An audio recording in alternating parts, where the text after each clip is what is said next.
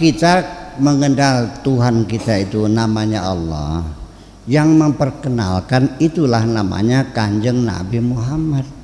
Kalau kita tidak dikasih tahu, mungkin kita namanya the iron, the ocean, ya kan, pohon besar, bintang, dan terlalu banyak manusia menemukan Tuhan yang berbeda-beda. Tetapi saya secara pemikiran teologis, sekalipun namanya berbeda, tapi kalau substansinya sama, nggak ada masalah. Ya, setuju ya. Saya dipanggil Abed, dipanggil Yasin.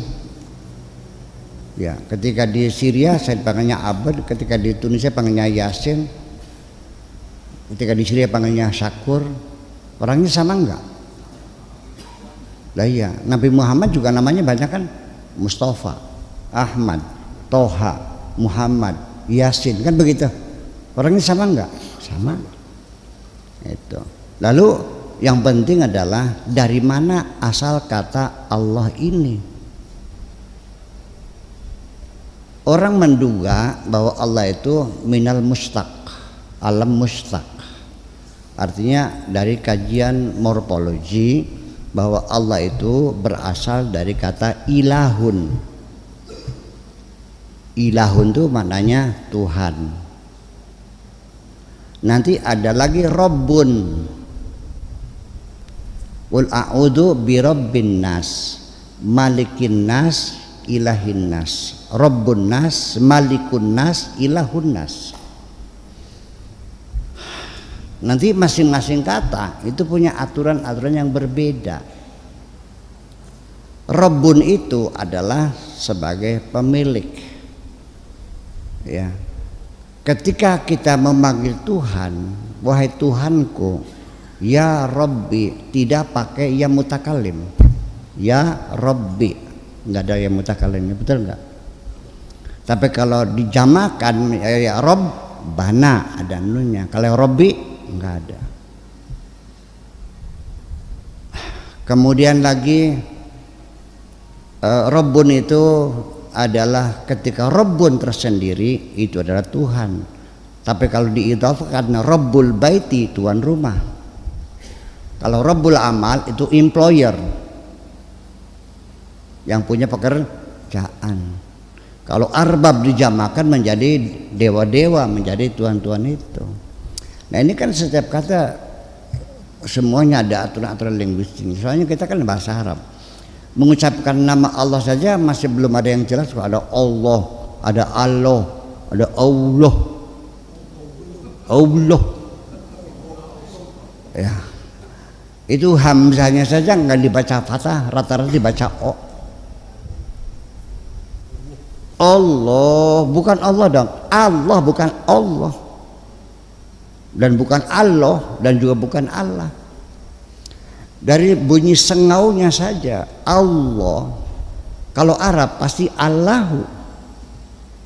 Kok jadinya Allah, kok sengaunya pakai O? Itu kan suara-suara Ibrani. Makanya kita menduga bahwa lafzul jalalah itu, Allah itu bukan bahasa Arab, tapi memang dipinjam dari bahasa Ibrani. Allah. Kan begitu. Nah, lalu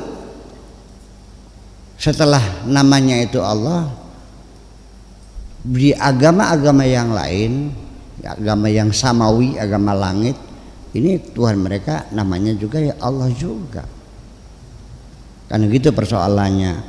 Lalu Allah itu apa? Nah, itu juga disebut dengan Ismul A'zam. Selain itu namanya Asmaul Husna. Dibedakan karena Ism A'zam itu Ismul Dzat namanya Allah. Kalau Rahman itu sifat namanya Asmaul Husna. Lalu Asmaul Husna sendiri itu hanya 99. Tetapi asmanya Allah tak terhingga. Apapun kalau awal dengan maha, ya sudah bisa jadi sifatnya Allah. Nah ini kalau kita bahas tentang asal usul atau lafzul jalalah, itu saya pernah mengkaji lafzul jalalah itu 4 tahun baru selesai. Ya, kajian linguistik lafzul jalalah itu 4 tahun baru selesai.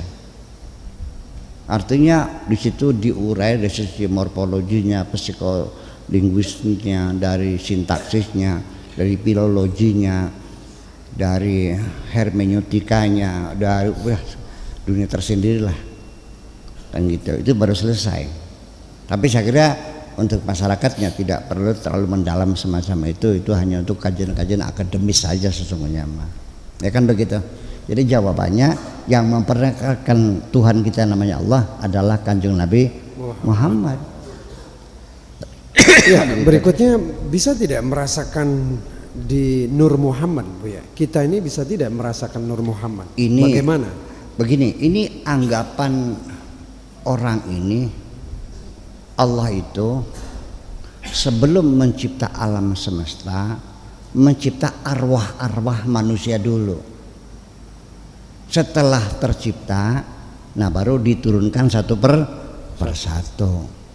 Nah, roh-roh yang dibikin oleh Allah sebelum alam semesta ini, yang tertua adalah rohnya Nabi Muhammad. Nah, setelah alam jadi, Nabi turun, nah dikeluarkannya terakhir. Itu. Jadi apakah roh manusia yang diciptakan Allah itu waktu belum bertempat di jasad dan belum turun ke bumi, ini masih banyak perdebatan. Sebab di dalam Al-Quran sendiri informasinya belum ada manusia. Hal ataka hinum minad dahri. Terus Lam yakun syai'an madhkura. Hal ata Alal insan. Hal ata ala hini minad dari. Terus alal insani hal ata al insani hinu minad dari lam yakun syai'an madhkura. Tahukah engkau pada suatu fase tertentu di mana manusia belum disebut apapun, lam yakun syai'an madhkura, wa ja'alnahu min nutfatin amsyajin, baru kami buat dari air mani yang bercampur itu, ya kan? Wa ja'alnahu sami'an basira, baru setelah itu bisa melihat, bisa mendengar. Jadi sebelum Allah menciptakan apapun, ya manusia juga nggak ada. Ada satu fase manusia tidak ada. Gitu. Adapun, nah ini kan terbentuk dengan hadis yang mengatakan laulaka ya Muhammad ma khalaqtul aflak. Hadis inilah yang membangun pemikiran bahwa roh-roh itu sudah ada pada zaman dahulu kala. Ini Al-Qur'annya bicara begitu, hal ata alal insani hinu minadari lam yakun syai'an madhkura wa khalaqnal insana min sulalatin amsyajin. Ya, terus nabtalih ya. Wa ja'alna lahu sami'an basira. Baru kemudian bisa melihat, bisa mendengar. Nah, jadi kalau hadis tadi, kalau bukan karena engkau tidak akan kuciptakan langit dan bumi, logikanya berarti kan lebih dahulu Nabi Muhammad di alam semesta ini. Nah, itulah yang mereka sebut dengan Nur Muhammad. Ini kan satu hipotesa yang sesungguhnya masih perlu diperdebatkan lagi. Kalau kita pada Al-Quran, ya lam yakun syai'an madhkur, ya belum disebut apapun belum disebut apapun. Itu saya kira seperti itu. Tetapi kita tidak menghalangi atau tidak menyalahkan orang yang menyebutkan ada Nur Muhammad itu.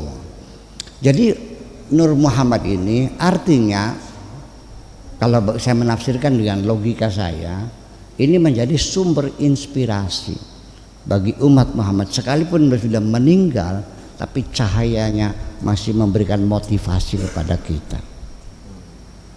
Ketika kita orang Cirebon bertempur, jangan macam-macam, kamu kan turunannya Syekh Syarif semua, aku masih saudaraku, ngapain berantem? Nah, kita sekarang dengan Sudirman, dengan Bung Tomo, dengan siapa lagi Cut Nyadin macam itu kan menginspirasi. Jadi orang-orang yang sudah meninggal pun nanti bukan hanya Nabi Muhammad, orang-orang yang mati sebagai pahlawan, sebagai syuhada pun oleh Allah dinyatakan tidak mati, tapi mereka masih hidup. Artinya sama, bisa memberikan motivasi kepada kita untuk bersemangat lagi untuk hidup ini. Memberikan spirit semacam itu, saya kira gitu. Nah, makanya di mana Nur Muhammad sesungguhnya adalah dalam cinta kita kepada Nabi Muhammad itu sendiri.